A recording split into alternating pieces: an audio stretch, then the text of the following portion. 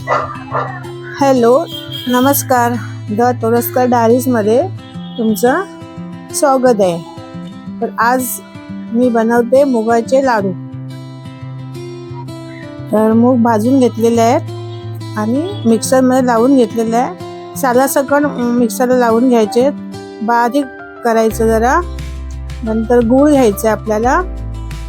गूळ हे गरम करायची काही गरज नाही, कारण हे गूळ ना चांगलं मऊ भेटलेलं आहे. त्यामुळे मी आता हे गूळ ह्या मुगाच्या पावडरमध्ये असंच मिक्स करते. त्याच्यानंतर मी कढईमध्ये तूप घेतलेलं आहे. आपलं गावठी तूप घ्यायचं आहे. थोडे ड्रायफ्रूट टाकलेले आहे, पिस्ता, काजू आणि अक्रोड घेतलेलं आहे. आणि हे सगळं तूप, ते तूप मी ज्या तुपात मी गरम केलं होतं, आपले ड्रायफ्रूट्स गरम भाजून घेतलेले होते जरा, तेच तूप मी याच्यामध्ये, या मिश्रणामध्ये आता मी घालून घेतलं.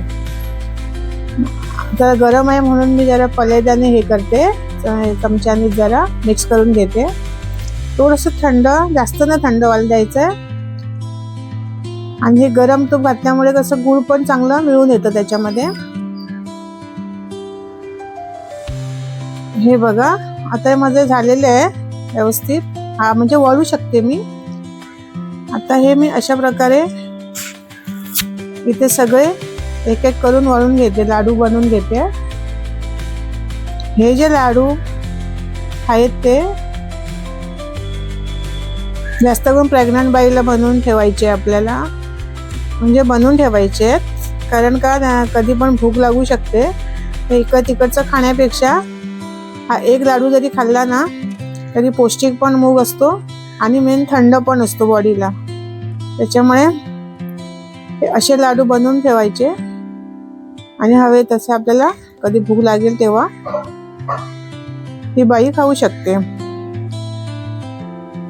अशा प्रकारे मी आता इथे एक एक लाडू वळून घेते. माझ्या हे अर्धा किलो मी मूग घेतले होते. इथे अर्धा किलो मध्ये मी 10 काजू घेतलेले होते, 10 आपले पिस्ता घेतला होता आणि थोडासा म्हणजे 10 पीसेस होते अक्रोड घेतला होता. पण याच्याने बदाम नाही टाकलाय,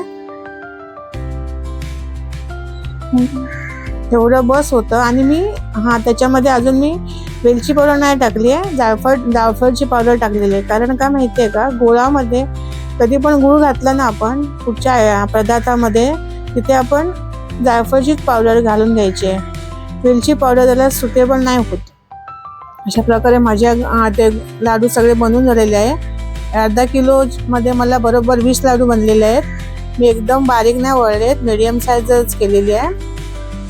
तर जर तुम्हाला ही माझी रेसिपी आवडली असेल तर नक्की माझ्या चॅनलला तुम्ही लाईक, शेअर, कॉमेंट आणि सबस्क्राईब